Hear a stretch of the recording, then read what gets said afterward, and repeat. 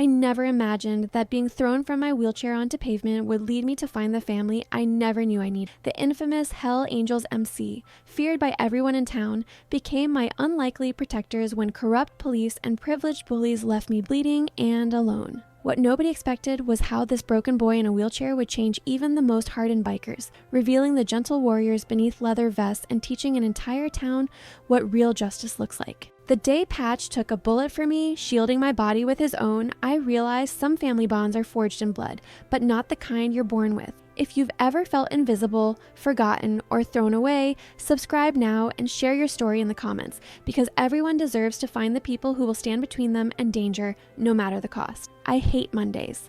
I hate the smell of school hallways. I hate the sound of whispers that follow me.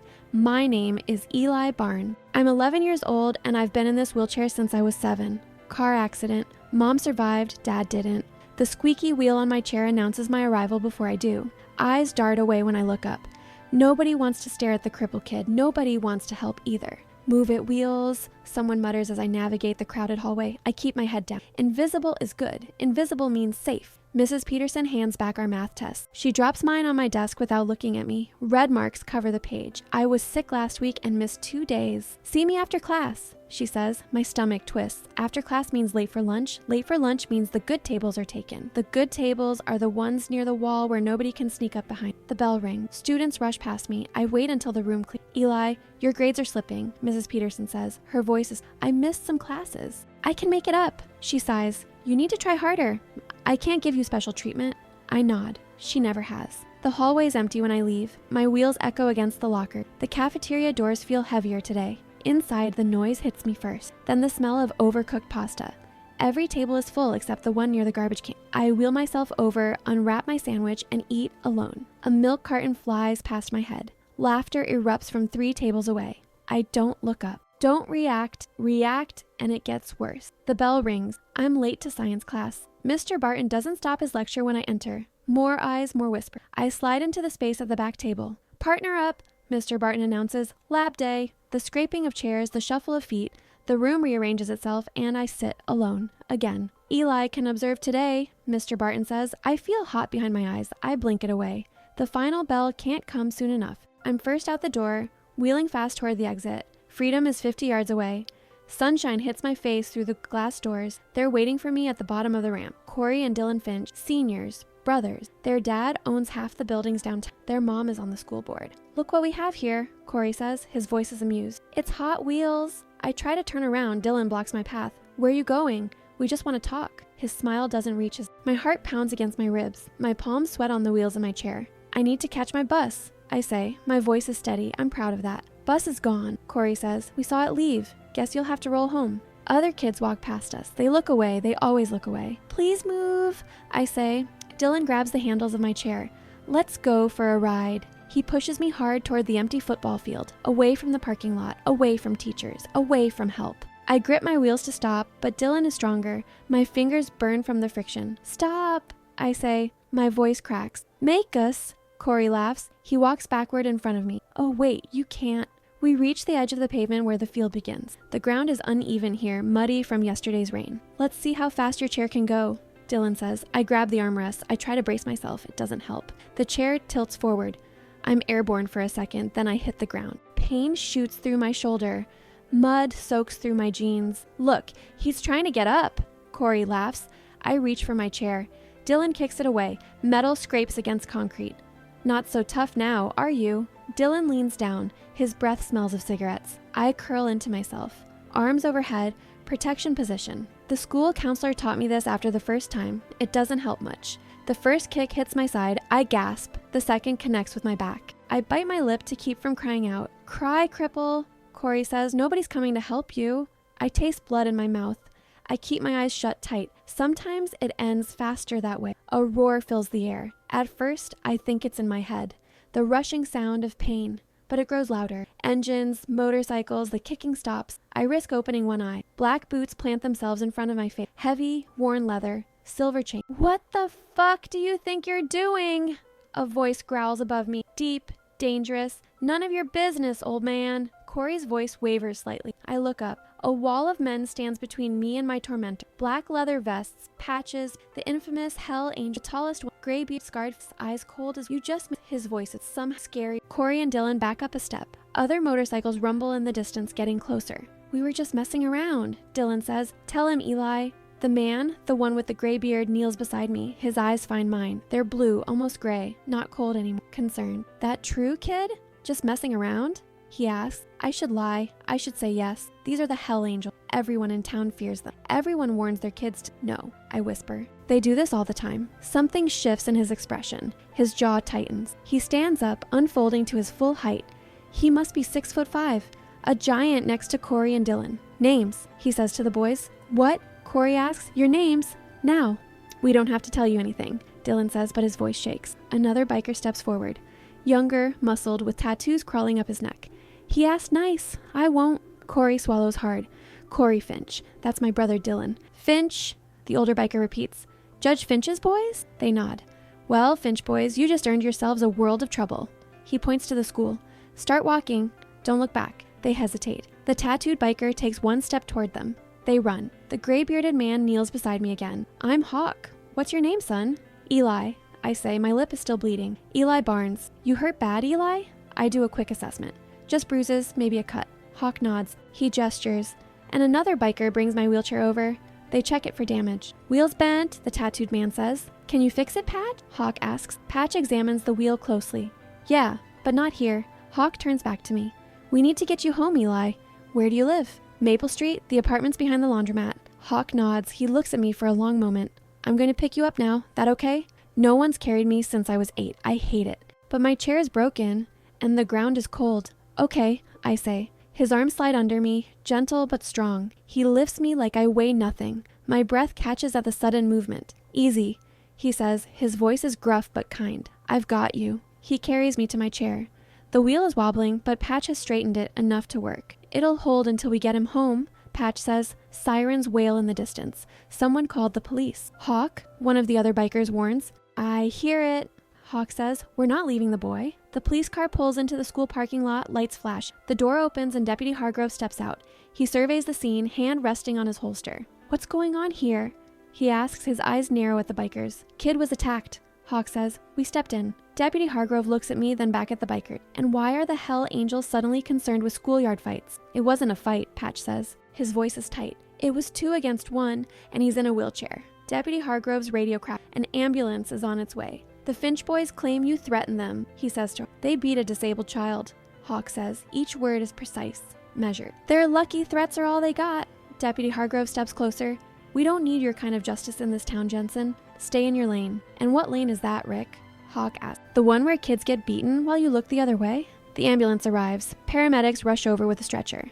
I don't need that, I say. I'm fine. The female paramedic kneels beside me. Let me check you out, okay? Standard procedure. She examines the cut on my lip, the bruise forming on my cheek. Her hands are gentle as she checks my ribs. Anything broken? Hawk asks her.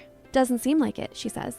But he should get x-rays to be sure. Deputy Hargrove steps between Hawk and me. The boy's mother has been called. She can decide about the hospital. And the Finch boys? Hawk asks. They being detained? That's not your concern. Deputy Hargrove says. I see them in the distance, standing by their father's car. Judge Finch is there, arm around Dylan's shoulders. They're not in handcuffs. They're not in trouble.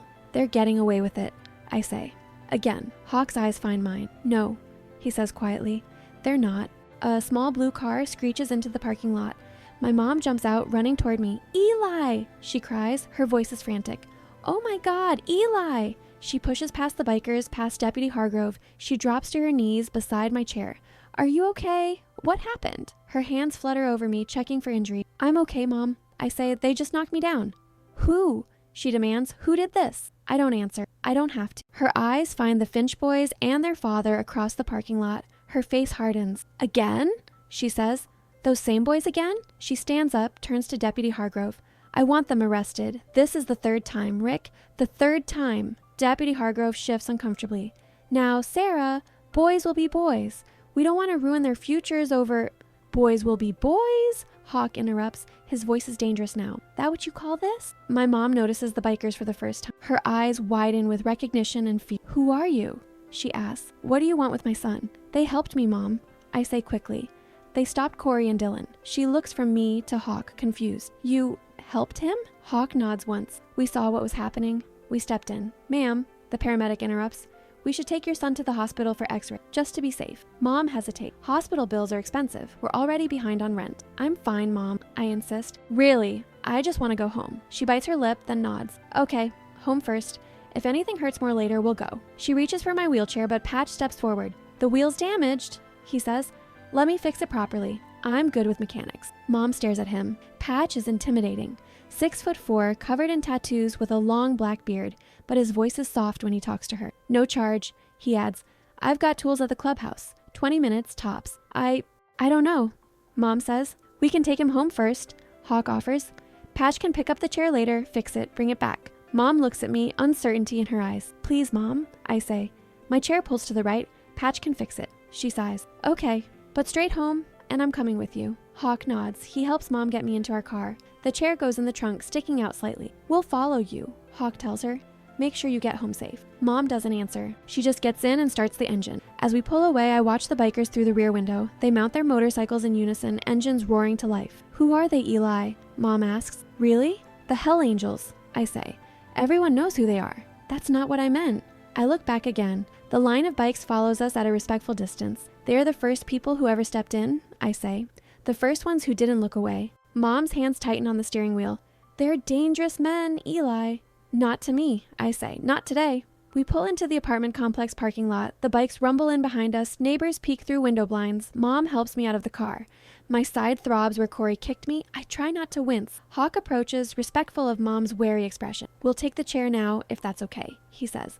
Have it back before dark. Mom hesitates, then nods. Thank you, she says stiffly, for helping my son. Hawk's eyes find mine again. Anytime, Eli.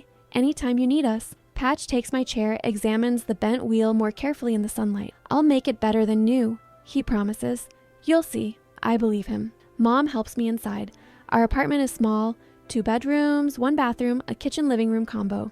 The couch becomes my temporary chair. From the window, I watch the bikers leave, all except one. Hawk stays, his bike parked under the streetlight, standing guard. He's still out there, I tell Mom. She peers through the blinds. Why? What do they want? I don't know how to answer that. I don't understand it myself. Maybe they just want to help, I say. Mom looks unconvinced. She closes the blinds. Hours pass. I do homework. Mom makes dinner. We don't talk about what happened. We never do. At 7 o'clock, engines rumble outside. Mom tenses. I wheel my walker to the window. Patch is back with my wheelchair. It looks different. The chrome shines in the streetlight. The wheels look newer, stronger. Can I go down? I ask Mom. She shakes her head. I'll go. You stay here. I watch from the window as she meets Patch and he shows her something on the chair. She nods. They talk for a minute more. When she comes back up, she's carrying my chair. Her expression is puzzled. He fixed it, she says. He replaced the wheels completely and he left this. She hands me a folded piece of paper. I open it. In messy handwriting, call if you need it, anytime. Below is a phone number and a signature. Patch. Mom watches me read it. Eli, I don't want you getting involved with those people. They're not good men. They helped me when no one else would, I say.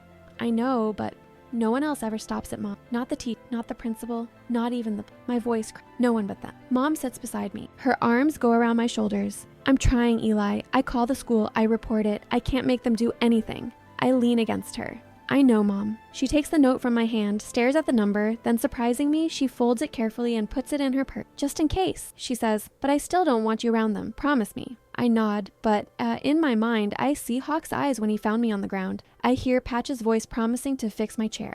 For the first time in years, I felt safe. I'm not ready to give that up. The next morning, I wheel myself into school. The new wheels are smooth, silent. They don't squeak or pull to the side. Whispers follow me through the hallway.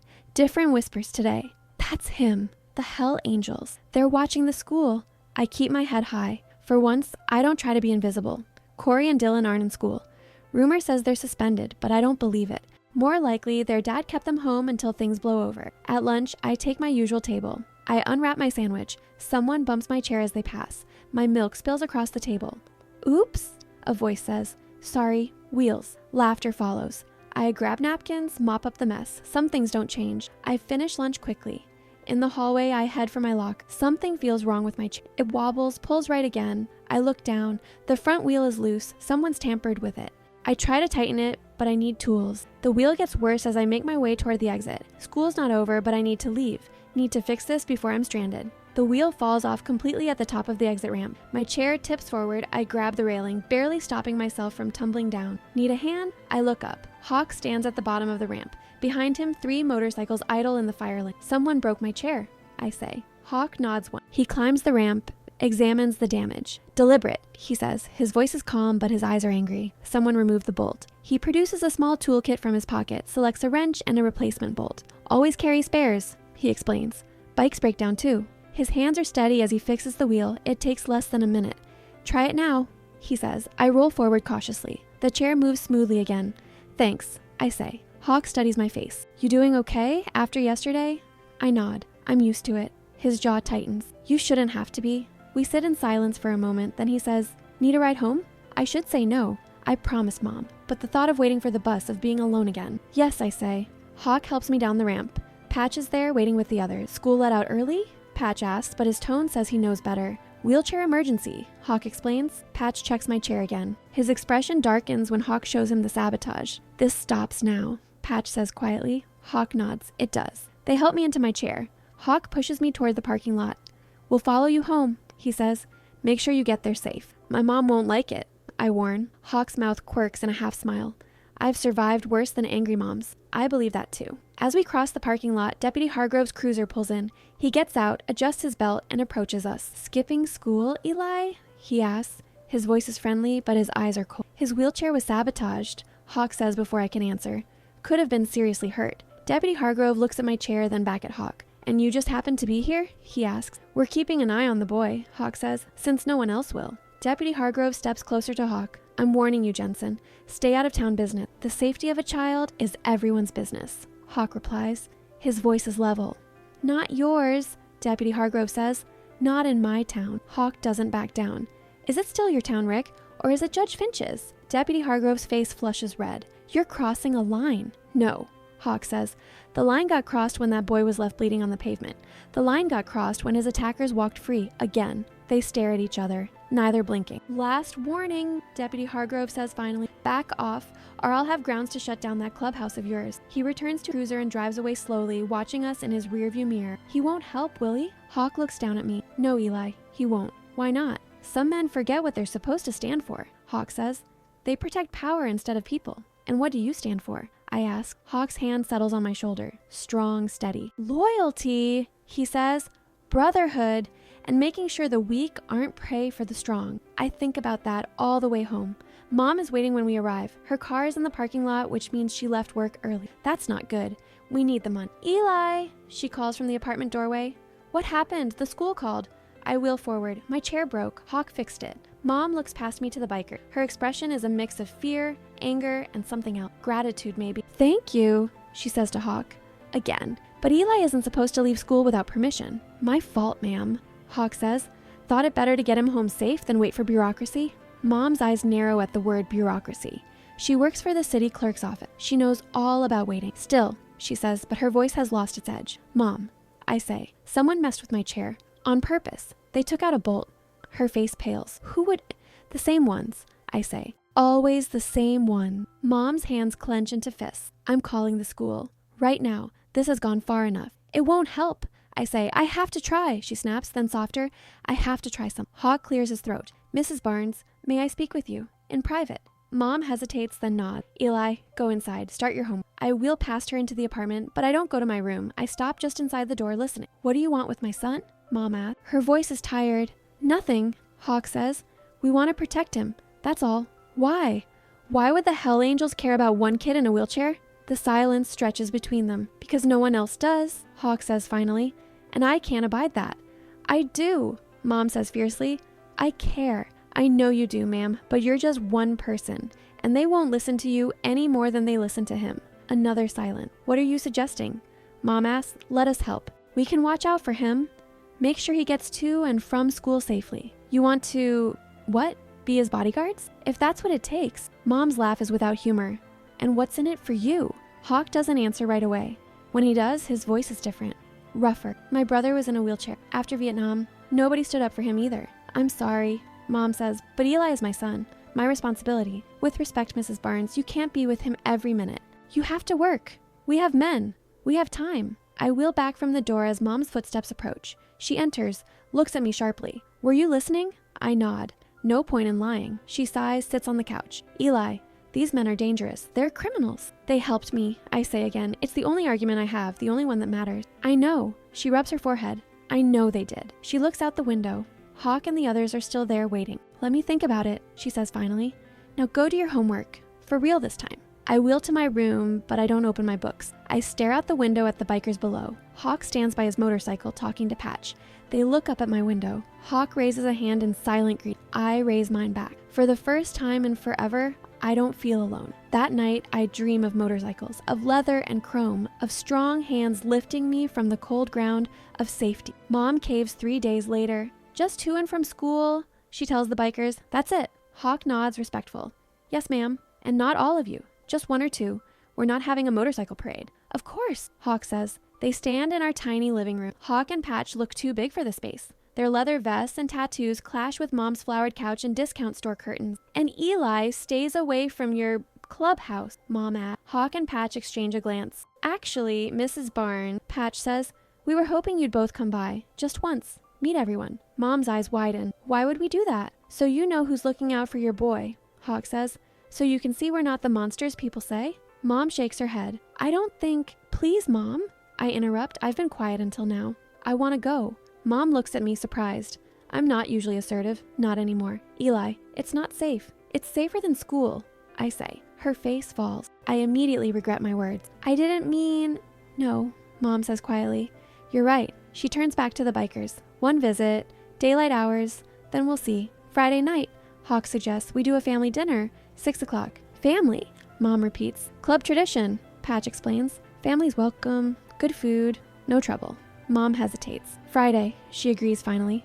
But we leave by 8. Deal, Hawk says. He looks at me. We'll pick you up at 5:30. After they leave, Mom sinks onto the couch. What am I doing, Eli? I wheel over to her. The right thing. She doesn't look convinced. Friday comes quickly. I'm nervous all day at school. The Finch brothers are back, but they leave me alone. Word has spread about my new friend. The freak's got the angels watching him. I overhear in the hallway. I don't care what they call me. The fear in their voices is worth it. At 5:30, a rumble of engines announces our escort. Mom brushes her hair 1 more time, straightens my collar. We don't have to do this, she says. We can still cancel. I want to go, I tell her. She sighs. Okay, but we stick together, and if anything feels wrong, we leave. I nod. But I know nothing will feel wrong. Not with them. Downstairs, 2 motorcycles wait, Hawk and Patch. Patch has a sidecar attached to his bike. For you, he tells me, grinning. Custom made. The sidecar has been modified. Wider entrance. Secure locking system for my wheelchair. It must have taken days to build. You did this for me? I ask. Patch shrugs. Had the parts lying around. No big deal. It is a big deal. We both know it.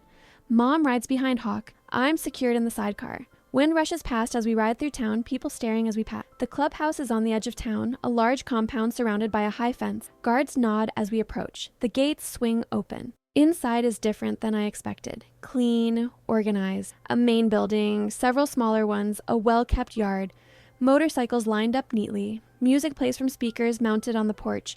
Men in vests, women in jeans and t-shirts, even a few kids running around. Normal. Almost. Patch helps me out of the sidecar, sets up my chair. Mom stands close, her hand on my shoulder. Welcome to our home, Hawk says. He leads us inside. The clubhouse is one large room with smaller ones off. A long table dominates the center, covered with food. Couches and chairs around the perimeter. A bar at one end. People stop talking when we enter. All eyes on us, on me. Everyone, Hawk calls out. This is Eli and his mom, Sarah. They're our guests tonight. Nods of acknowledgement, some smiles. No one approaches yet. Come on, Hawk says. Let's get you some food. The table is loaded with dishes. Ribs, chicken, potato salad, beans, cornbread. Who made all this? Mom asks. I did. A woman says behind us. She's tall, gray-streaked hair, pulled back and lines around her eyes that deepen when she wears jeans and a black t-shirt with the club logo. Maddie Carter, she says, extending her hand to Mom. But everyone calls me Mama. Mom shakes her hand cautiously. Sarah Barnes. And this must be Eli. Mama Carter says. Her voice is warm. Hawk hasn't stopped talking about you, young man. I feel my cheeks heat up. He talks about me? Oh yes. Says you've got more grit than men twice your size. She winks at me. He's right. She loads a plate with food, hands it to me. Eat. You're too skinny. Yes, ma'am, I say. She laughs. And polite, too. We could use more of that around here. Mama Carter leads us to a table near the window. People stop by to introduce themselves. Doc, the club's vice president, Whiskey, the treasurer, Spider, the road captain. They're not what I expected. They treat Mom with respect. They talk to me, not around me. They ask about school, about my interests. You like bikes, Eli? Whiskey asks. I don't know much about them. I admit, we'll teach you. He promises, if your mom says it's okay. Mom doesn't say yes, but she doesn't say no either. Progress. After dinner, Pat shows me the garage. 6 motorcycles in various stages of repair. Tools organized on pegboards. The smell of oil and metal. This is where I fixed your chair, he says. It's nice, I say. Clean. He laughs. Don't tell the others. They think mechanics should be dirty. He shows me engines, explains how they work. His voice changes when he talks about bikes. Softer, passionate. You really love this stuff, I say. He nods. Bikes make sense. People are complicated. Bikes just need the right parts, the right care. They never let you down. People let you down? I ask. His eyes cloud. Everyone except the club. They're the only family I got. You don't have regular family? He shakes his head. Foster care, group homes, not much better than what you're dealing with at school. I hadn't thought about that these tough men might have been hurt kids once. How did you find the club? I ask. Hawk found me, Patch says.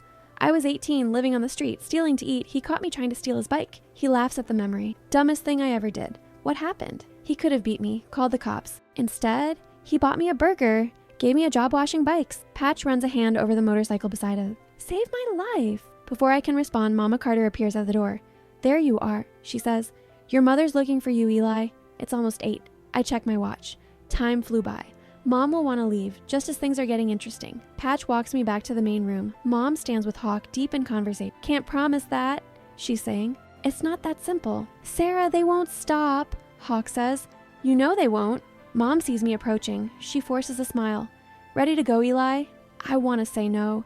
I want to stay in this place where people look me in the eye, where I'm not the weird kid, the burden. Can we come back? I ask instead. Mom and Hawk exchange a glance. Something passes between them that I don't understand. We'll see, Mom says, which usually means no. Hawk walks us to the gate. Patch brings his bike around with the sidecar. Thanks for coming, Hawk says to Mom. It means a lot. Mom nods. Thank you for dinner. It was not what I expected. Hawk's mouth quirks in that half smile. We get that a lot.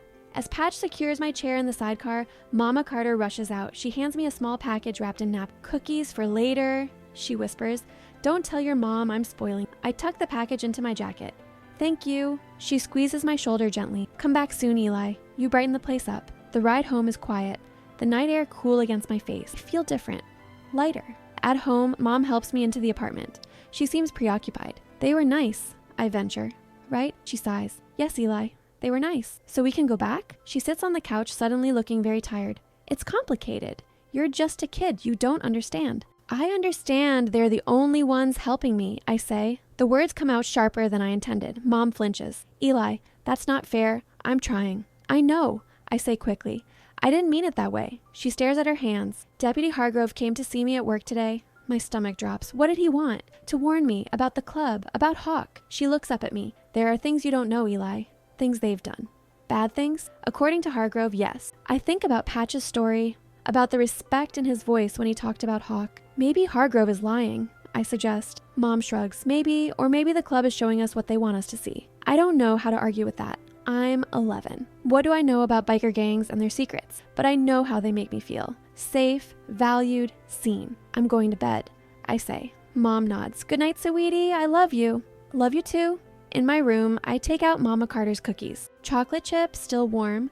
I eat one slowly, savoring it. From my window, I see a motorcycle parked across the street, standing guard just like before. I wave, though I don't know if they can see me. I sleep better than I have in months. The weekend passes quietly. No sign of the club, though I check the window often. Monday morning, Patch arrives to take me to school. Mom watches from the window as he helps me into the sidecar. The cookies were good, I tell him. He grins. Mama's cookies are famous.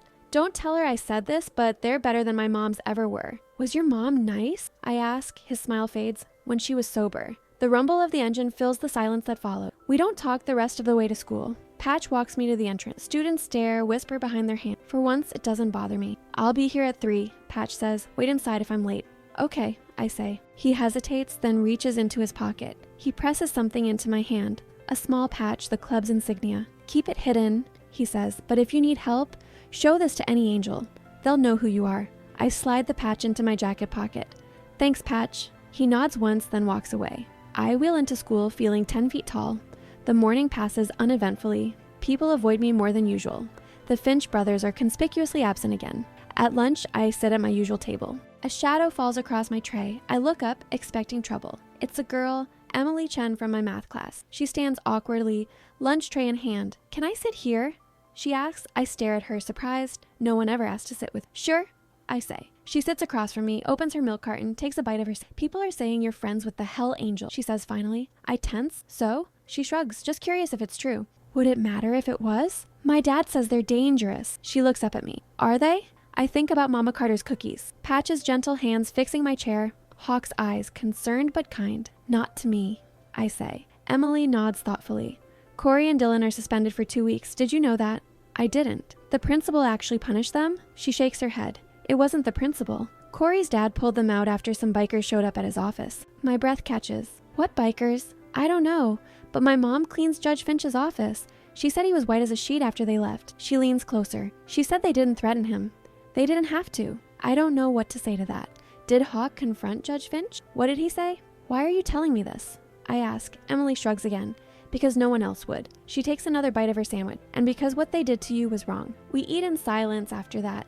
It's not uncomfortable. When the bell rings, she gathers her. "See you tomorrow?" she asks. I nod, still a little stunned. "Same table," I say. She smiles. It transforms her face. "It's a date." My cheeks burn as she walks away. The rest of the day drags. I keep checking the clock. At 3, I wheel out the front entrance. Patch isn't there. I wait inside, watching through the glass door. 10 minutes past 15. The Finch brothers might be suspended, but they have friends. I glance over my shoulder, suddenly aware of how empty the school is getting. A group of older boys loiter near the locker. They look my way, nudge each other. I reach into my pocket, feel the Patch gave me, for courage. 20 minutes now. Something's wrong. I take out my phone, call Mom. No answer. She's at work, in meetings all afternoon. The group of boys moves closer. 5 of them. Seniors from the looks of it. Corey's basketball teammates. "Hey, Wheelie," one calls. "Your bodyguards stand you up?" I ignore them. Keep my eyes on the doors, willing Patch to appear. They circle my chair. My heart pounds. "Think you're special because you got some bikers watching you?" Another says, "Think that makes you untouchable?" I swallow hard. "Leave me alone." They laugh. The tallest one leans down, gets in my face. "Your biker buddies can't be everywhere," he says. "Remember that." A motorcycle roars into the parking lot, not Hawk. The boys back away quickly. Hawk strides through the doors, helmet under his arm. His eyes scan the hall, taking in the situation instantly. "Problem here?" he asks. His voice echoes against the lockers. "No, sir," the tall boy says quickly. "Just talking." Hawk looks at me. "That right, Eli?" I could lie. Say everything's fine, but I'm tired of letting them off easy. "They were threatening me," I say, "because of you." Hawk's jaw tightens. He turns to the boys. "Names," he says. No one answers. "Fine," Hawk says. "I can find out. Or you can tell me now. Save us both time." The tall one breaks first. "Mike Stevens." The others follow. "Jason Wright. Liam Bell. Connor Davis. Tyler Reed." Hawk nods. "Good. Now listen carefully. Eli is under my protection. Under the club's protection. You touch him. You threaten him. You so much as look at him wrong. You'll what?" Mike interrupts, braver than he should be. "Beat up high school kids?" Hawk smiles. It's not a nice smile. "No, son. I'll talk to your parents. Tell them exactly what kind of boys they raised. Show them exactly what you tried to do to a disabled child." The boys exchange uncomfortable glances. "My dad's a lawyer," Connor says. "You can't." "Try me," Hawk says quietly. "See what happens." The silence stretches. No one moves. "Go home," Hawk says finally. "Think about the men you want to be, because right now, you're not even close." They leave quickly, not looking back. Hawk turns to me. "You okay?" I nod. "Where's Patch?" "Trouble with his bike. He called me to cover." He studies my face. "You sure you're okay?" "I'm fine," I say, "just tired." Hawk understands what I don't say. Tired of being afraid. Tired of being a target. "Come on," he says. "Let's get you home." He pushes my chair out to his bike. No sidecar on this one. He lifts me onto the seat, folds my chair, straps it to the back. "Hold on tight," he says. I wrap my arms around his waist. The leather of his vest is smooth under my hand. He starts the engine, and we roar out of the parking lot. We don't go straight home. Instead, Hawk takes the long way through the countryside outside town. The wind rushes past. Fields stretch on either side. For a while, I forget about school, about bullies, about being different. I just feel free. Hawk pulls over at a lookout point above the town, kills the engine. The sudden silence is heavy. "Better?" he asks. I nod. "Much better." He helps me into my chair. We sit side by side, looking down at the town below. "Why are you doing all this?" I ask. "For me, I mean." Hawk doesn't answer right away. He takes off his sunglasses, cleans them with the edge of his shirt. "My brother," he says finally. Jamie, he was a Marine. Vietnam, stepped on a mine, lost both legs. I wait, not wanting to interrupt. He came home to a country that didn't want to know him. Hawk's voice is rough. People looked away, called him names, treated him like he was less than human. What happened to him? I asked quietly. Killed himself. 1975. I was overseas, couldn't get back in time. Hawk puts his sunglasses back on. I found him in the bathtub. I don't know what to say. There are no words for that kind of pain. I'm sorry. I manage finally. Hawk nods once. Me too, kid. We sit in silence for a while. The sun begins to set, painting the sky orange and gold. I made a promise, Hawk says suddenly, at his grave, that I'd never look away, never let someone suffer alone if I could help. He turns to me. That's why I stepped in. Not because I'm a hero, because I couldn't live with myself if I didn't. I understand then. This isn't charity. It's something deeper. A debt Hawk thinks he owed. What would he think? I ask. Your brother. About the club? Hawk laughs softly. Jamie? He'd have loved it. The bikes, the brotherhood, the freedom. His smile fades. He never got to ride. That was our plan after he came home. Get bikes, see the country together. I'm glad you found the club, I say. They found me, Hawk corrects. I was a mess after Jamie, drinking, fighting. The original angels took me in, gave me purpose again. He checks his watch. We should get you home. Your mom will worry. As we ride back into town, I think about Hawk's story, about promises made to the dead, about second chances. Mom is waiting when we pull up. Her expression is worried, then angry when she sees me on Hawk's bike. Where have you been? She demands. The school called, said there was trouble. Just some kids, I say. Hawk handled it. Mom looks at Hawk. What did you do? Talk to them. Hawk says, that's all. Mom doesn't look convinced. Eli, go inside. I need to speak with Hawk. I hesitate. Mom, now Eli. I wheel past her, but stop just inside again, listening. This is exactly what I was afraid of, Mom says. He's becoming a target because of you. He was already a target, Hawk says. The difference is now he has protection. Your kind of protection puts him in danger. My kind of protection is the only kind he's getting. Hawk snaps, then softer. Sarah, I'm sorry, but those boys, they're not going to stop unless someone makes them. And that someone is you? Mom asks, a biker with a record? The silence is heavy. You've been checking up on me, Hawk says finally. Of course I have. You're around my son. Hawk sighs. Whatever you found, it was a long time ago. I'm not that man anymore. People don't change that much, Mom says. Some do, Hawk says, when they have to. I hear the crunch of gravel. Hawk walking back to his bike. Friday night, he says. Family dinner. You're both still welcome. Think about it. The motorcycle roars to life. Mom comes inside, closes the door hard behind her. She sees me sitting there. Doesn't even look surprised. Eavesdropping again? She asks. What did you find out about him? I ask. Mom sinks onto the couch. Assault charges years ago. He spent time in prison. Did you find out why? She shakes her head. Does it matter? Yes, I say. It matters. Mom looks at me for a long moment. When did you get so grown up? I don't answer. I'm not grown up. I'm just tired of being treated like I can't understand things. I like them, Mom. I say, they make me feel normal. Her face softens. Oh, Eli, can we go back? Friday night? She hesitates, then nods. Yes, we can go back. I smile, relief washing through me. Thank you. Mom smiles back, but it doesn't reach her eyes. She's worried. She's always worried. Hawk told me about his brother. I say, what brother? Jamie, he was in a wheelchair too, after Vietnam. Mom's expression changes. He told you that? I nod. He killed himself. Hawk found him. Mom is quiet for a long time. I didn't know, she says finally. That's why he helps me, I explain. He promised his brother. Mom wipes her eyes quickly. Go wash up for dinner. I wheel to the bathroom, giving her space. When I come back, she's on the phone. Check on a James Jensen, she's saying. Vietnam veteran. She listens. Yes, I can hold. I clear my throat. Mom turns, sees me. I'll call back, she says into the phone and hangs up. You're checking his story, I say, not a question. Mom doesn't deny it. I need to know if he's telling the truth. He is, I say confidently. How do you know? Because I saw his face when he talked about it, I say. Nobody fakes that kind of pain. Mom stares at me. When did you get so perceptive? When I started spending most of my time watching people instead of talking to them, she winces. Eli, it's okay, Mom. I'm not mad. I wheel to the kitchen table. What's for dinner? We eat in near silence. Mom lost in her thought. Me thinking about Jamie Jensen, a man I never knew, whose ghost somehow led his brother to me. That night, I dream about motorcycles again. But this time, I'm the one riding. Free. Whole. When I wake up, I reach into my jacket pocket. Take out the patch Patch gave me. Run my fingers over the embroidered wings. A shield. A promise. For the first time in years, I feel hope. Wednesday morning, my chair won't start. Mom fusses with it, checks the battery. It was fine yesterday. We're running late. Mom has an important meeting. I have a math test. Call Patch, I suggest. Mom hesitates, then nods. She finds the note with his number. 15 minutes later, Patch's bike rumbles into the parking lot. He assesses the chair quickly. Motor's fried, he says. Someone did this deliberately. Mom's face pales. How? It was inside our apartment. Patch shakes his head. Don't know, but this wasn't an accident. He looks at me. Good thing I brought the backup. From the sidecar, he pulls out another chair. Newer, sturdier, motorized, but with manual options too. Where did you get this? Mom asks. Club had it, Patch says vaguely. For emergencies. I wheel myself around in the new chair. The controls are responsive, smooth. This is amazing, I say. Patch grins. Wait till you see what it can do. Mom checks her watch. I have to go. I'm late already. I'll take Eli to school, Patch offers. Mom bites her lip, then nods. Straight to school, she instructs. No detours. Yes, ma'am, Patch says. After Mom leaves, Patch shows me the chair's features. Higher speed settings, tougher wheels, even a small compartment under the seat. For emergencies, he says, slipping another patch and a prepaid phone into it.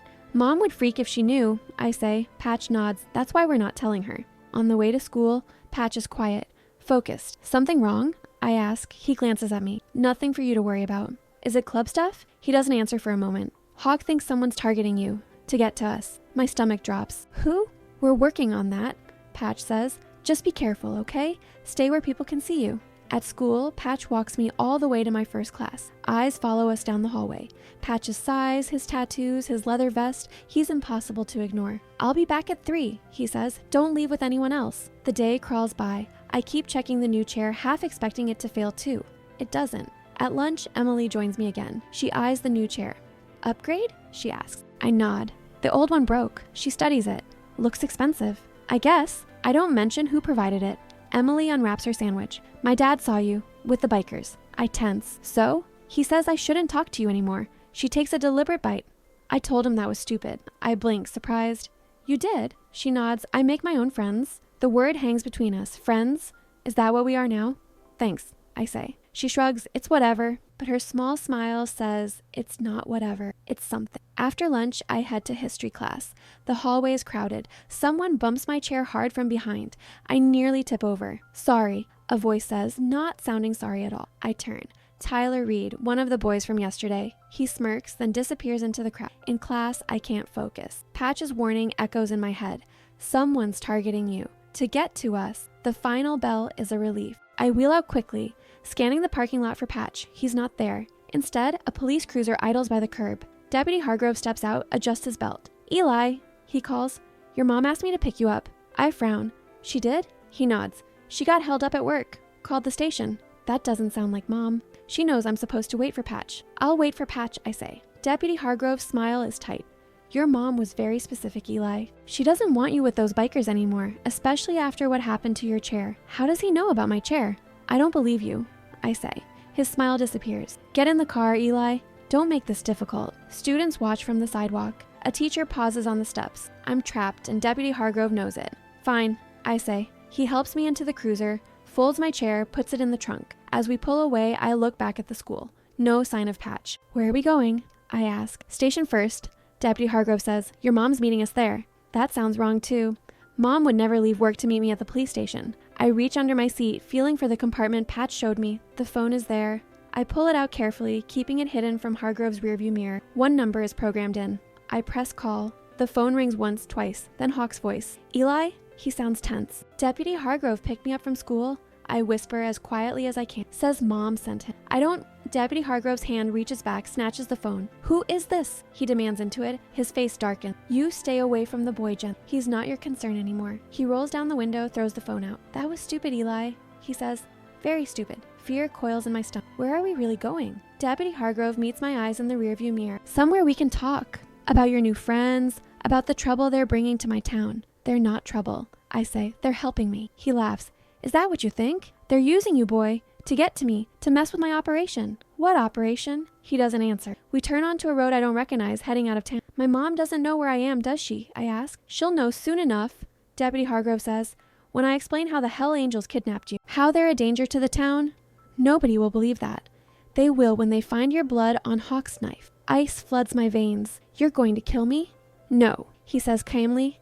Jensen is, or that's how it'll look. The road narrows. Trees close in on either side. We're heading into the woods, away from witnesses. Why? I ask. My voice shakes. Why me? Deputy Hargrove sighs. Wrong place, wrong time, kid.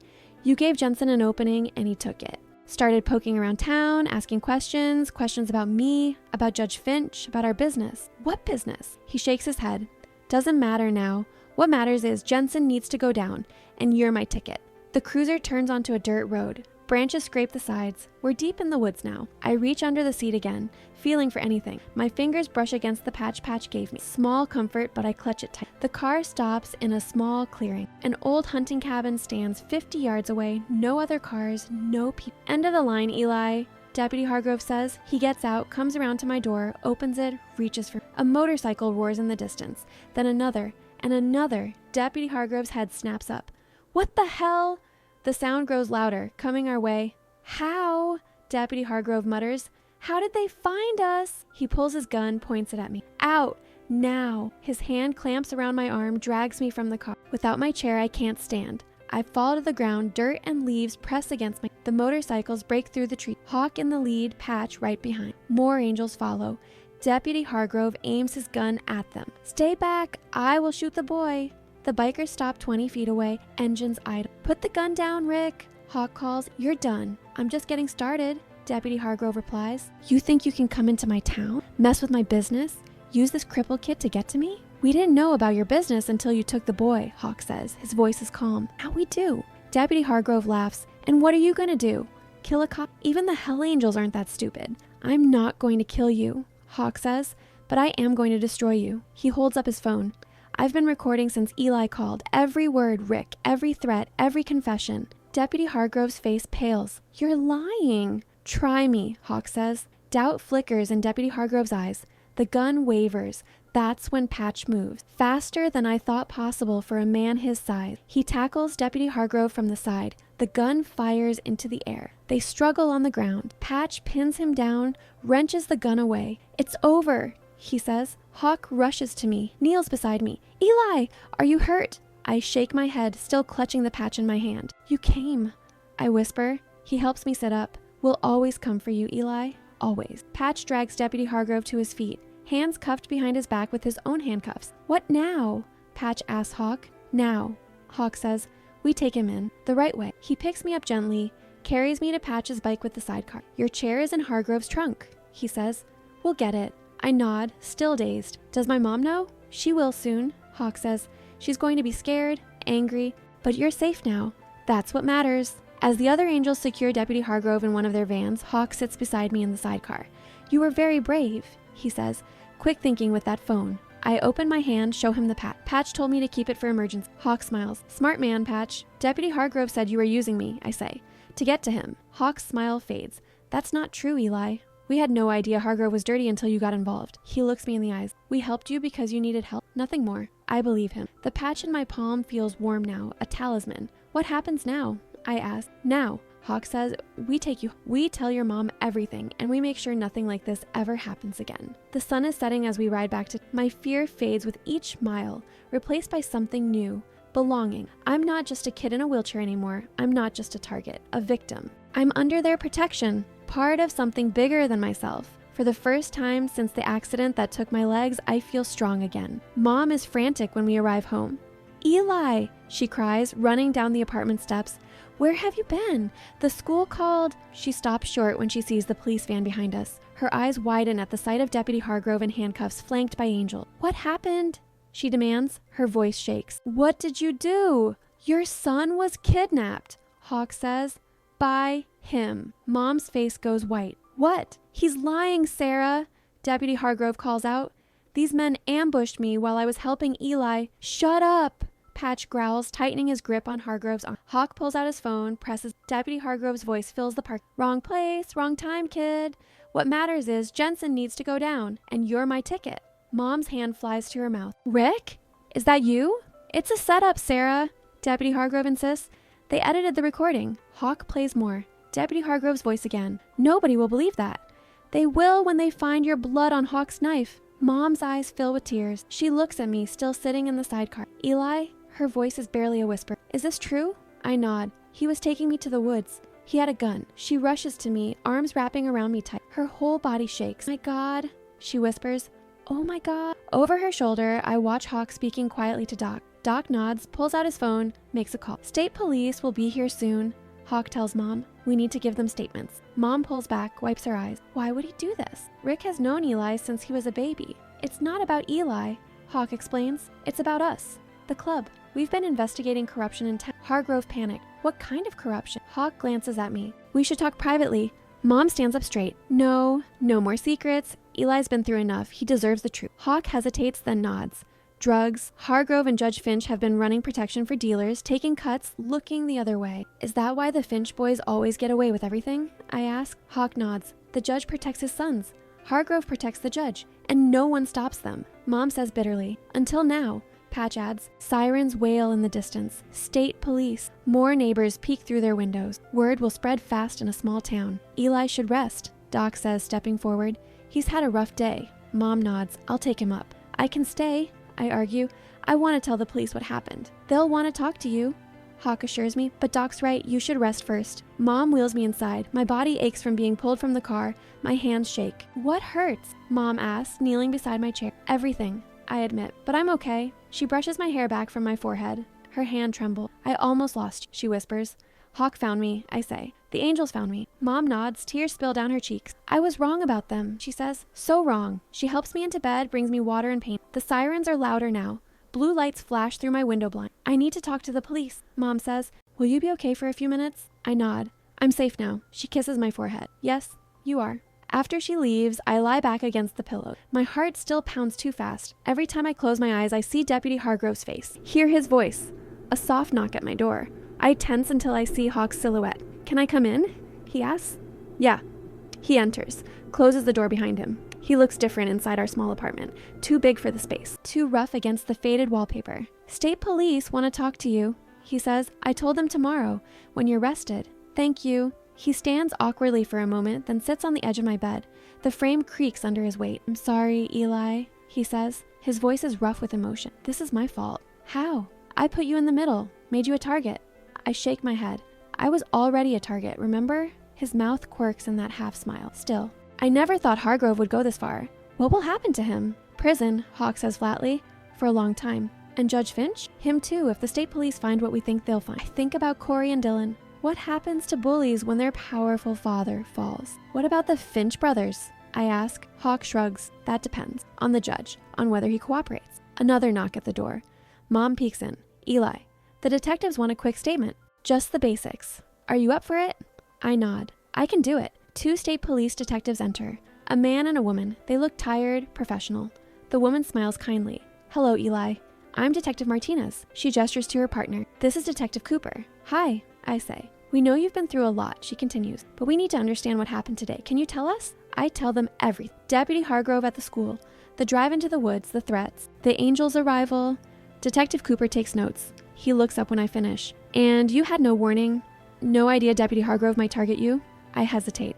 Not really, but Patch, one of the angels, said someone was targeting me to get to the club. The detectives exchange glances. When did he tell you this? Detective Martinez asks. This morning, after my wheelchair broke. Your wheelchair broke? I explain about the motorized chair, about the backup chair Patch provided. Someone damaged your chair inside your apartment? Detective Cooper clarifies. I nod. That's concerning, he says. Do you have security cameras here? Mom shakes her head. It's a basic apartment building. No cameras. We'll increase patrols in the area, Detective Martinez says, just to be safe. After they leave, Mom sits beside me. She looks exhausted. The angels want to post guards, she says, outside our door. Is that okay? She sighs. After today? Yes, it's more than okay. Outside, engines rumble. More motorcycles arrive. Club members taking shifts. They're really protective, Mom says, sounding bewildered. That's what family does, I say. Her eyes fill with tears again. Oh, Eli. She hugs me tight. I breathe in her familiar scent, feel her heart beating against mine. Get some she whispers. I'll be right outside. I don't think I'll sleep. Not after everything, but exhaustion pulls me under almost immediately. I dream of motorcycles again, of leather and chrome, but this time there's something else. A sense of belonging, a family. School is canceled the next day. The principal calls personally to check on me. Terrible business, he says to Mom. Simply terrible. We had no idea Deputy Hargrove would. Mom cuts him off. You had plenty of idea about the Finch boys, about what they did to Eli. You chose to ignore it. The principal stammers. Mrs. Barnes, I assure you. Save it. Mom snaps and hangs up. She looks different today. Fiercer. less afraid. Detectives Cooper and Martinez return mid-morning.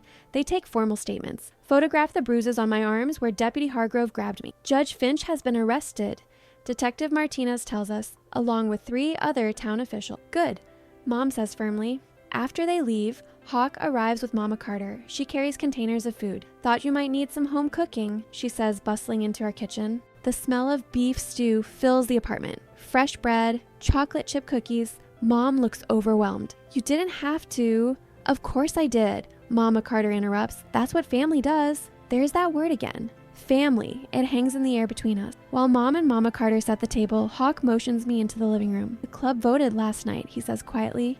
Unanimously. On what? He reaches into his vest pocket, pulls out a small patch. Different from the one Patch gave me. This one has my name on it. We want to make it official, Hawk says. You're under our protection. Permanently. I stare at the patch. What does that mean? It means your family, Hawk says simply. It means we'll always be there. Always. My throat tightens. Mom might not. We already talked to her, Hawk interrupts gently, this morning, while you were asleep. She agreed. I look up, surprised. She did. Hawk nods. She's learning what we're really about, Eli.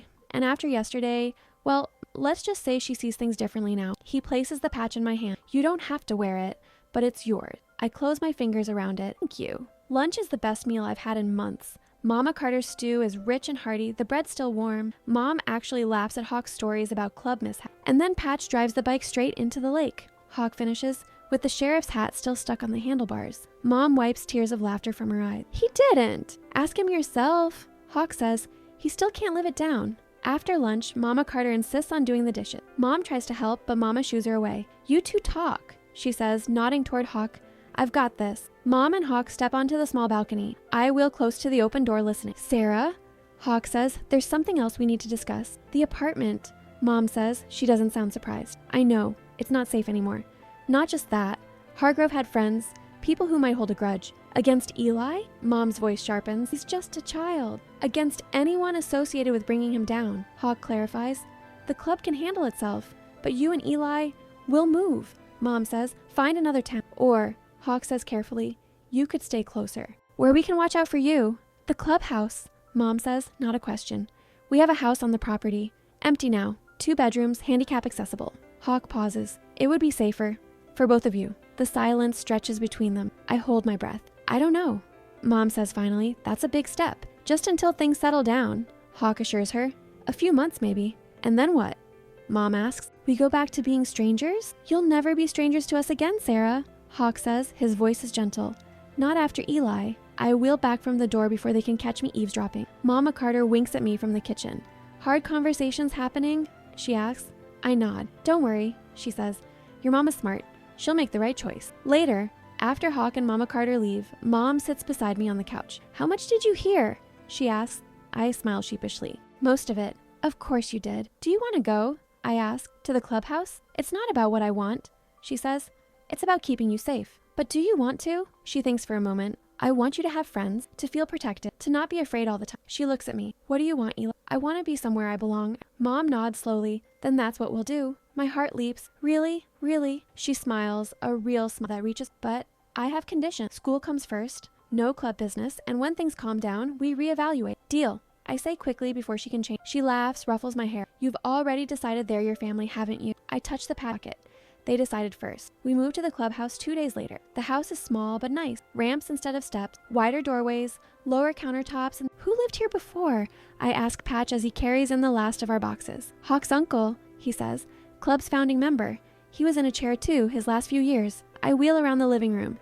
It feels like it was waiting for us. Patch grins. Maybe it was. Mom settles into a job at the club's office. Bookkeeping, answering phones. She seems lighter here, less burdened. I start at a new school the following Monday. Hawk and Patch escort me the first day. Heads turn as we roll up to the entrance. Everyone's staring, I whisper.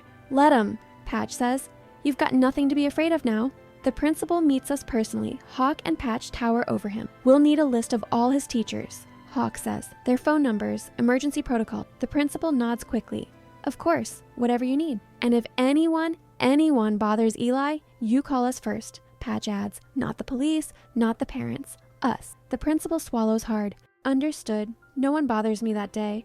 Or the next. Word spreads quickly about my connection to the Hell Angel. On Friday, Emily appears in the cafeteria. Eli, she calls, rushing over. You're back! I stare, surprised. Emily, you go here? She grins. Transferred last week. After everything that happened. She sits across from. You're living with the Angels now? That's the rumor. On their property, I clarify, in a house. Cool, she says. Very cool. We fall into an easy friendship. Emily isn't afraid of anything, including the Angels. She starts coming over after school. Mom likes her. Even Hawk seems impressed by her fearlessness. Weeks pass. The investigation into Judge Finch and Deputy Hargrove widens. More arrests. The local newspaper runs a special report. My name is kept out of it, but everyone knows. The stares at school change from fear to something else. Respect, maybe. I'm invited to birthday parties. Asked to join study groups. Suddenly, the wheelchair doesn't seem to matter as much. One afternoon, I sit with Patch in the garage. He's teaching me about engines. Oil stains my hands. Grease streaks my shirt. Mom would have a fit, but she's working in the office. Hand me that wrench, Patch says, pointing. I pass it over. When did you learn about bikes? Foster dad taught me, Patch says. One of the few good ones I had. He believed in me. He tightens a bolt. Said I had magic hands. Could fix anything. Is that why they call you Patch? Because you fix things? He shakes his head. Nah, that's from this. He pulls up his sleeve, revealing a massive scar on his forearm. Bar fight years ago. Took 52 stitches. Doc said it looked like a quill patch when he finished. I stare at the scar. Did it hurt? Like hell, Patch admits, but pain fades. Scars stay. He looks at me. That's not always bad, though. Scars remind us what we survived. I think about my own scars. The ones from the accident that took my legs. The ones inside that no one can see. I have a lot of scars, I say. Patch nods. It makes you stronger. Does it? I'm not sure I believe that. Look at you now, he says. A few months ago, you were alone, afraid. Now you've got a whole club at your back. He taps my chest. That's strength, kid.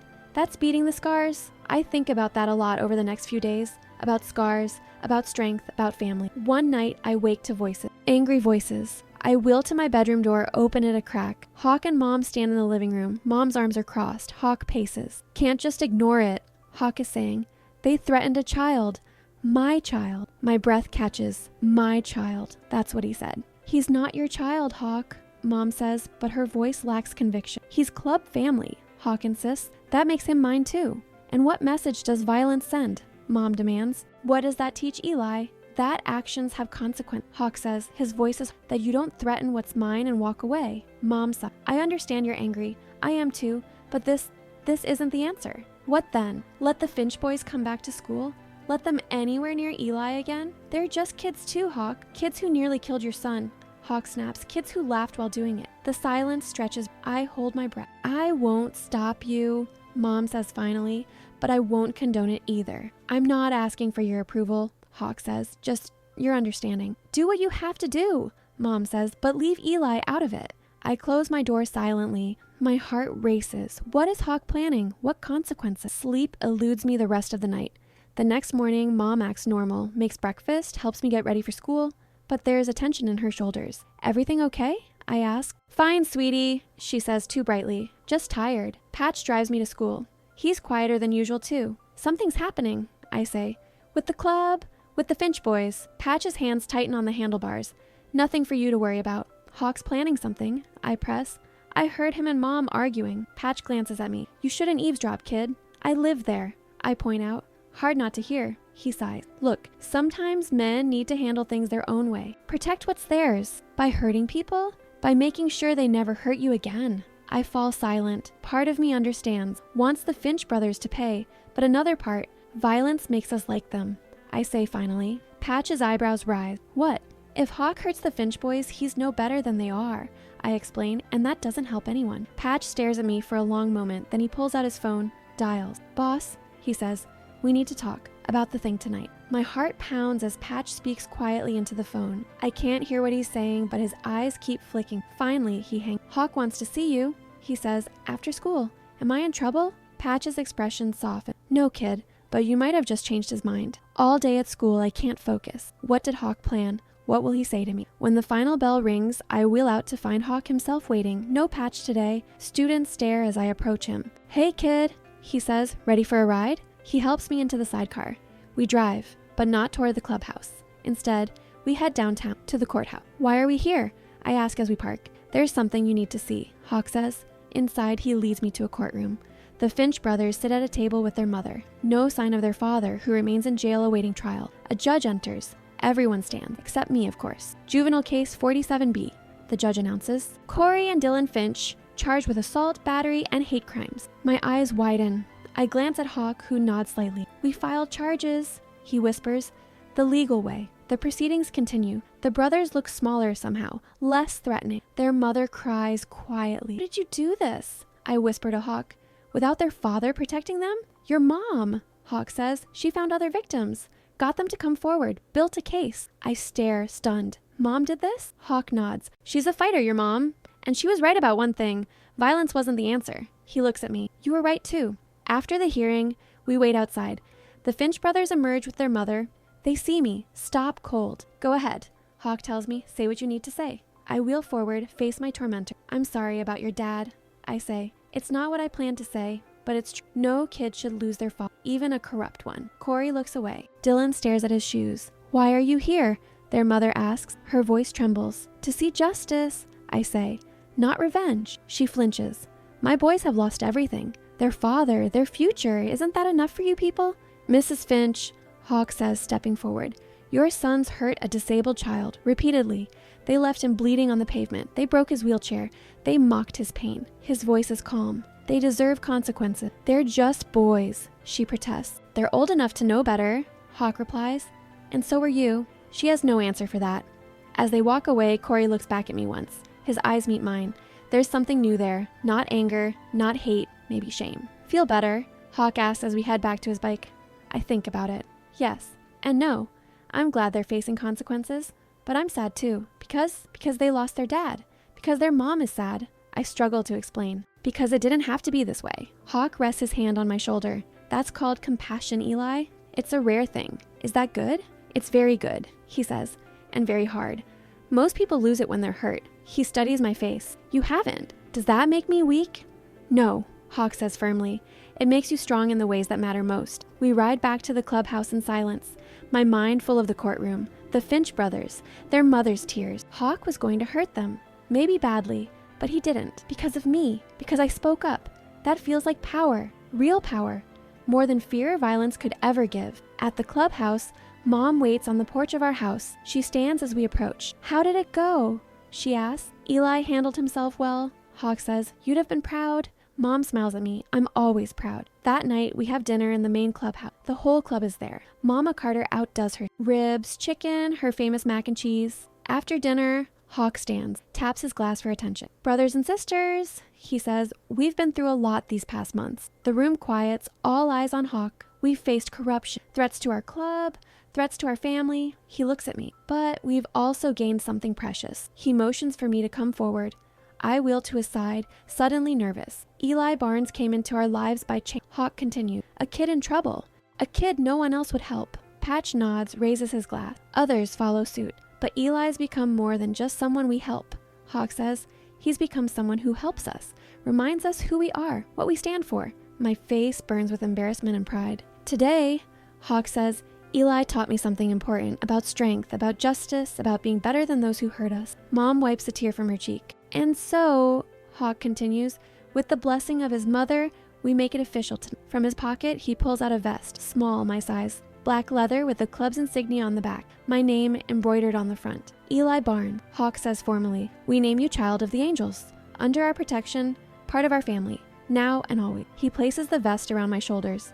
It's heavy, warm, it smells of leather and belonging. The club erupts in cheers. Mama Carter sobs into her handkerchief. Patch grins so wide it must hurt. Mom steps forward. Her eyes shine with tears. I never thought I'd say this, she says, but thank you, all of you, for seeing my son when no one else would. Hawk embraces. The club cheers again. I run my hands over the smooth leather of the vest, the patches, the symbols of belonging. For so long, I've been the odd one out. The broken one, the one left behind, not anymore. Now I have a family. Not just Mom, but a whole club full of uncles and aunts and cousins who would do anything for me, who already have. As the celebration continues around me, I catch Hawk watching. He raises his glass in a silent toast. I smile back, feeling something I haven't felt in years. Home. 2 months later, things have settled into a new normal. The Finch brothers are sentenced to juvenile detention and community service. Judge Finch pleads guilty to lesser charges in exchange for testimony against others. Deputy Hargrove faces multiple felony counts. The town feels different, cleaner, somehow, as if a poison has been drawn out. Mom works full-time for the club now. She's good at it. Organized, efficient. The Angels respect her. And she's happy, really happy, for the first time since Dad died. I attend the new school, make friends, real friends, not just people who tolerate me. Emily and I are inseparable. The clubhouse becomes home. My vest hangs proudly in my room. I wear it for special occasions, club meetings, family dinners. One evening, I'm in the garage with Patch. He's teaching me to build a miniature motorcycle. My hands are steady as I connect tiny parts. "You're a natural," he says approvingly. "I have a good teacher," I reply. He grins, ruffles my hair. "Flattery will get you extra dessert." The clubhouse door bangs open. Whiskey runs out. "Patch, get Eli inside." "Now!" Patch is instantly alert. "What's wrong?" "Hargrove's brother," Whiskey says breathlessly, "just drove past the gate. He's armed." My heart pounds. James Hargrove. I've heard the name. Ex-military, violent, unstable. Patch grabs the handles of my chair, pushes me toward the main building. Sirens wail in the... I ask. Inside. Patch with Hawk. We make it halfway across the yard when an engine... A pickup truck crashes through the gate, metal twisting with a horrible scream. Patch shoves my chair behind a concrete planter. "Stay down!" The truck barrels into the yard, swerving wildly. James Hargrove leans out the window, gun in hand. "Jensen!" he screams. "You're dead!" Shots ring out. Clubhouse windows shatter. Angels dive for cover. Patch stands in front of me, shielding me with his body. His hand reaches for the gun at his waist. "Patch, no!" I cry. "You'll get shot." More gunfire. The truck circles the yard, James firing wildly. Angels return fire from behind vehicles, buildings. "Where's Hawk?" I shout over the noise. "Inside," Patch says, "with your mom." The truck turns, head straight for us. James sees me, recognizes me from the papers. His face contorts with rage. "You!" he screams. "This is your fault." He aims the gun at me. Patch steps directly in front of me, arms spread wide. A shot cracks the air. Patch jerks, stumbles, falls to one knee. "Patch!" I scream. Blood spreads across his shirt. He grits his teeth, stays upright, still shielding me. The truck speeds toward us. 10 yards away. 5. Another shot rings out. The truck's front tire explodes. It swerves violently, flips onto its side, skids across the yard in a shower of sparks. Hawk stands in the clubhouse doorway, rifle raised. Doc runs to Pat. Mama Carter rushes out, head straight for me. "Eli, are you hurt?" Her hands check me for injury. "I'm fine," I say. "But Patch..." Doc is already working, cutting away his shirt, pressing gauze to the wound. "Through and through," Doc says. "Missed the vital stuff. You lucky bastard." Patch grimaces. "Doesn't feel lucky." His eyes find mine. "You okay, kid?" I nod, too choked up to speak. Sirens grow louder. Police cars pull in through the broken gate. Officers approach the overturned truck cautiously, guns drawn. James Hargrove is unconscious but alive. They handcuff him before pulling him out. Mom runs across the yard, drops to her knees beside me, pulls me into a fierce hug. "My brave, brave boy," she whispers. I cling to her. Over her shoulder, I watch as Doc and others load Patch onto a makeshift stretcher. "Will he be okay?" I ask. "He'll be fine," Hawk says, joining us. "Patch is too stubborn to die." Mom doesn't let me go. Her body shakes with silent sobs. "It's over now," Hawk says, his hand on her shoulder. "It's really over." Later that night, after the police leave, after the paramedics take Patch to the hospital, after the gate is temporarily repaired, we gather in the main room. The club is subdued, shaken. Glass crunches underfoot from the broken window. "He was willing to die for me," I say to no one in particular. "Patch was willing to die. That's what family does," Mama Carter says simply. "Protects its own." Hawk sits beside me. "Patch knew what he was doing. He made a choice. To save me," I say. Hawk nods. "And he'd do it again. Any of us would." I look around the room, at these tough men and women who've taken me in, protected me, bled for me. Why? I ask. Why would you risk so much for one kid? Hawk's eyes find mine. Because every life matters, Eli. Every single one. But especially the lives of those who've been cast, forgotten. Like Jamie, I say. Like Jamie, Hawk agrees. And like you, before we found you. Not anymore, I say firmly. No, Hawk says. Not anymore. Now you're an angel. Forever. I touch the vest I'm still wearing. Bloodstained now from holding Patch. A badge of honor. Of belonging. Forever, I repeat, and for the first time since the accident that took my legs, I know exactly who I am. Not just Eli Barnes, not just the kid in the... I'm an angel, Protected and protecting. Part of something bigger than myself. I'm home. Patch comes home from the hospital 3 days later. The bullet missed anything vital, but he lost blood. Needed surgery. I wait on the clubhouse porch watching the road. When the procession of bikes appears, I wheel forward eagerly. Doc's truck leads the way. Patch sits in the passenger seat, looking pale but alive, his arm in a sling, his face tired but smiling when he sees me waiting. There he is, Patch says as Doc helps him out. My hero. I shake my head. I didn't do anything. You saved me. Patch kneels painfully beside my... You're wrong, kid. You saved me. He taps his chest. In here, where it matters. I don't understand, but I'm too happy to see him to argue. The club throws a party to celebrate. Mama Carter outdoes herself again. Food, music, laughter. The mood is jubilant. We survived. We're stronger. We're family. Patch holds court from an armchair, regaling everyone with an exaggerated version of the shooting. Bullet was this big, he says, holding his hands apart. Swear to God. Everyone laughs. No one believes him. No one cares. He's alive, and that's all that matters. Later, when the party winds down, Hawk finds me on the porch. He sits beside me, offers me a soda. Big day, he says. I nod. I was scared he wouldn't make it. Patch? He's too ornery to die. Hawk takes a swig of his beer. Besides, he had something to live for. What? You, Hawk says simply. The club. Family. We sit in comfortable silence, watching the stars emerge. Hawk, I say finally, what happens now? What do you mean? With the club. With us living here. With everything. He considers my question. That depends partly on you and your mom. Do you want to stay? Yes, I say immediately. But Mom has been happier here than I've ever seen her. Hawk finishes. I stare at him, surprised. How do you know? Because I see her, Eli. Really see her. His voice softens. The way she laughs now. The way she walks taller. She's found her strength again. I think about Mom before all this. Always tired, always worried. Always one bill away from disaster. She has changed. I agree. So have you. Hawk says. How? He gestures to my chair. You don't hide anymore. You don't hunch down, try to disappear. You sit up straight. Look people in the eye. I hadn't realized that, but he's right. The chair doesn't define you anymore. Hawk continues. It's just how you get around. The club did that, I say. Hawk shakes his head. No, you did that. We just gave you the space to find your courage. Inside, someone starts playing guitar. A low, sweet melody drifts through the open door. My brother would have liked you, Hawk says suddenly. Jamie? He nods. You remind me of him. Not just the chair, the spirit, the way you face things head on. I wish I could have met him. I say, me too, kid. Hawk's voice is rough with emotion. Me too. The door opens behind us. Mom steps out. She looks different these days. Hair loose around her shoulders, color in her cheeks. Less burdened. There you are, she says. I was looking for you. Just talking, Hawk says, standing. I'll leave you two alone. No need, Mom says. Actually, I wanted to talk to both of you. She sits in Hawk's vacated chair, takes a deep breath. I've been thinking about the future, she says, about what happens next. My heart sinks. She wants to leave. I can feel it coming. The lease on our apartment is up, she continues. I need to decide whether to renew it. Hawk and I exchange glances. And?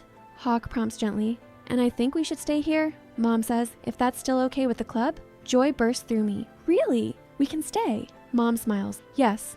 This place, these people, you were right, Eli. It's where we belong. Hawk's face splits in a rare full smile. The house is yours for as long as you want it, Sarah.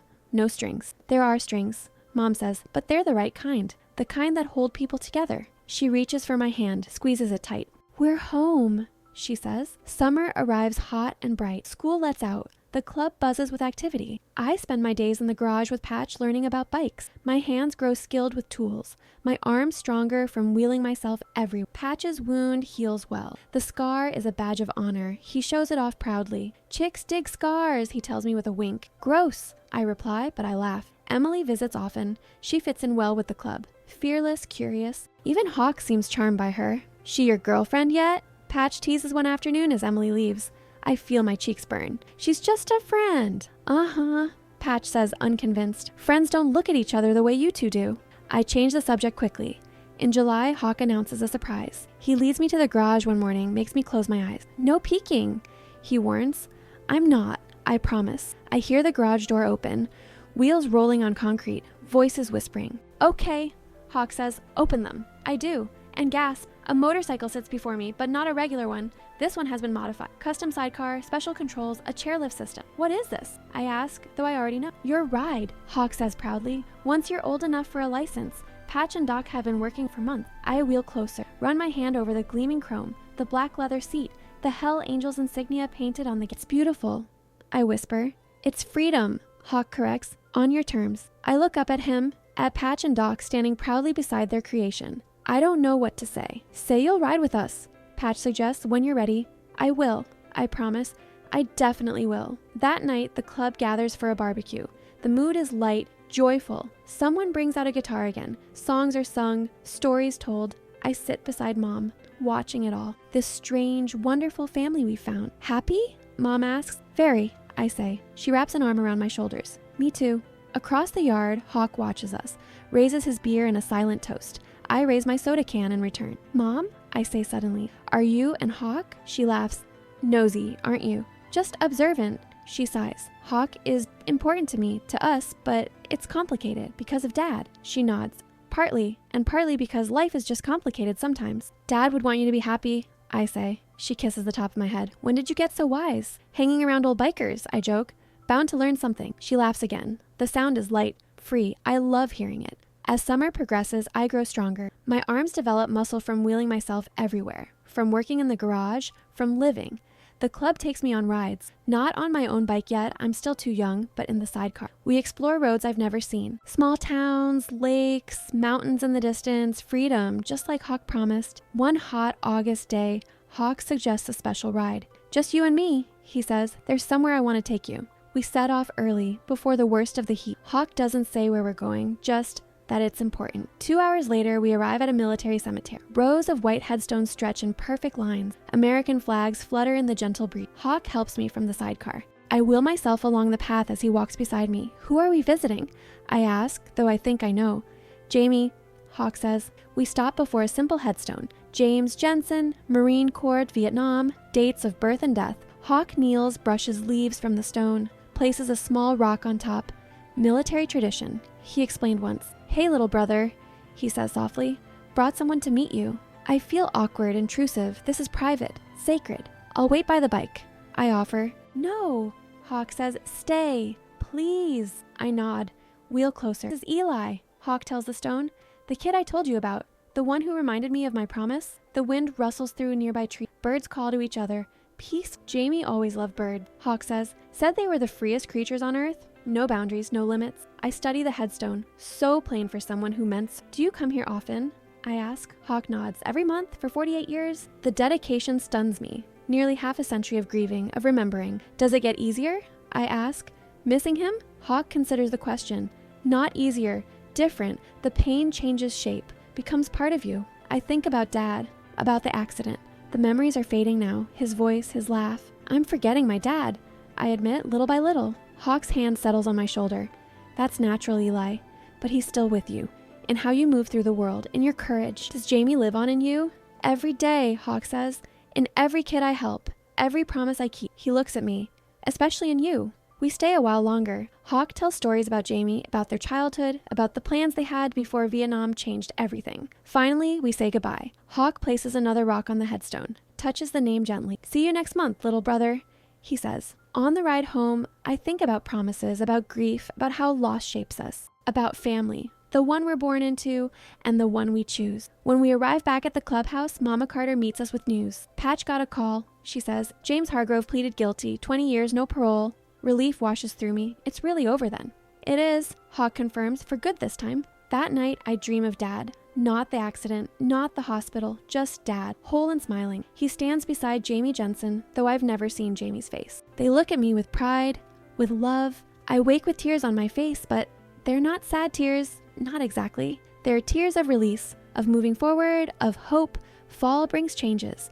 A new school year, my 12th birthday, cooler air. The club throws me a party, the biggest I've ever had. Friends from school, including Emily, club members, even some of Mom's new friends from town. Patch gives me a leather jacket to match my vest. Mama Carter bakes a cake shaped like a motorcycle. Doc presents me with books about engineering, my new passion. Hawk's gift comes last. A small box carefully wrapped inside a set of keys and a framed piece of paper. What is this? I ask, confused. Deed to the house, Hawk explains. In your mom's name now, and yours when you turn 18. I stare, stunned. You're giving us the house? It's been yours since you moved in? Hawk says, this just makes it official. Mom's eyes fill with tears. Hawk, we can't accept. Yes, you can, he interrupts gently. The club voted, unanimous. I run my fingers over the key. Why? Because family takes care of family, Hawk says simply. And your family now, Eli. Forever. Later, after the party, I sit on the porch with Emily. The night is cool, stars bright overhead. Your life is so different now, she says, from when we first met. I nod. Everything's changed. For the better. Definitely. She smiles, bumps her shoulder against mine. You deserve it. Her hand finds mine in the darkness, fingers into my heart beats faster. Thanks for sticking with me, I say, through everything. Where else would I be? She asks. We sit in comfortable silence, holding hands. The future stretches before us, unknown but bright with possibility. Inside, I hear laughter. Mom and Hawk, Patch's booming voice, Mama Carter scolding someone good-naturedly, my family, my home. For the first time in my life, I don't feel broken, don't feel less than, don't feel alone. I feel whole, complete, exactly who I'm meant to be. Eli Barnes, child of the angels, loved and protected, finally home. The garage buzzes with activity, bikes being prepped for the spring ride, leather being polished, chrome shine to mirror brightness. I wheel between the workbenches checking progress, my clipboard balanced on my lap, my angel's vest worn proudly. Oil change on Hawk's bike is done, I called Patch. He gives me a thumbs up from where he's working on Doc's engine. Mark it off the list, foreman. I grin at the nickname. Junior foreman of the garage, my official club position, voted on 3 months ago. Don't forget Whiskey's new seat, I remind him. It came in yesterday. On it, Patch promises. My phone buzzes, text from Emily. Still on for movie tonight? I smile, type back, wouldn't miss it. We're not officially dating, not yet, but close, very close. Outside, bikes roll into the yard. Hawk returns from town with Mom riding behind him. They've been inseparable lately. Mom finally letting herself love again. I wheel out to meet them, the spring sun warm on my face. Good ride? I ask. Mom smiles, cheeks flushed from the wind. Beautiful. We went up to the ridge. Hawk helps her off the bike. His hand lingers at her waist. Eli, how's the prep coming? Almost done, I report. Everyone's bike is accounted for except Spider's. He's running late. Hawk nods approvingly. Efficient as always. I learned from the best, I say. He smiles, ruffles my hair, a gesture that would have bothered me once. Now it feels right. Fatherly. Mom heads inside to help Mama Carter with lunch. Hawk stays with me, inspecting the bikes lined up for tomorrow's ride. Nervous about your first official club ride? He asks. I shrug. A little, mostly excited. Tomorrow is a milestone. My first ride in formation with the club. Not on my own bike, still too young, but in the custom sidecar officially recognized as part of the Angels. You'll do fine, Hawk assures me. Just follow Patch's lead. I nod, but my mind is elsewhere, on how far we've come, on how much has changed. Hawk, I say suddenly, do you ever think about that first day at the school? He considers the question. Every day. Why? I was just wondering, if you knew then, what would happen? He shakes his head. No one could have predicted this. Life doesn't work that way. He smiles. But I knew you were special from the first moment. Knew you had fire in you. I didn't feel special. I admit, I felt broken. You were never broken, Eli, Hawk says firmly. Just waiting to find your place. Your people. My family, I say. Exactly. We work side by side, prepping his bike for tomorrow's ride. My hands are skilled now. Know what to do without being told. Jamie would be proud, Hawk says suddenly, of what we built here. I think he is, I reply. Somewhere. Hawk's eyes find mine. Understanding passes between us. About loss, about healing, about moving forward while honoring the past. At lunch, the clubhouse is full, noisy, happy. Angels and their families gathered around the long table. Mom sits beside Hawk, laughing at something he said. Patch sits on my right, arm fully healed now. Emily, on my left, invited special for pre-ride lunch. Attention, everyone, Hawk calls, standing. The room quiets. Tomorrow's ride is special. Not just the first of the season, but Eli's first official ride with us. Cheers erupt. I feel my face heat with embarrassment and pride. 6 months ago, Hawk continues, this kid changed our club, changed me, reminded us what the Hell Angels stand for. Mom wipes a tear from her cheek. Mama Carter nods vigorously. Tomorrow, we ride for him, Hawk says, to honor his courage, his heart, his place among us. He raises his glass. To Eli Barnes, child of the Angels, one of our own. To Eli! The room echoes. I duck my head. Overwhelmed by their love, their acceptance. After lunch, I escape to the quiet of the porch. Emily follows. You okay? She asks. You got all quiet in there. I nod. Just that processing. Sometimes it hits me all at once. What does? How lucky I am, I say, to have found this place. These people. She sits beside me. They're lucky too, you know. To have found you. I smile, grateful for her understanding, for her friendship, for whatever comes next between us. Inside, preparations continue for tomorrow's ride. Voices call back and forth, laughter echoes, the sounds of family. My family. The sun slants low, casting long shadows across the yard. In a few hours, stars will emerge. Tomorrow we ride. But for now, this moment is perfect. I am where I belong, with people who love me for exactly who I am, not despite my wheelchair. Not because of it, just me, Eli. I take a deep breath of the spring air, feel the warmth of the porch beneath my hand, the comfort of Emily beside, the peace of being home, finally, completely.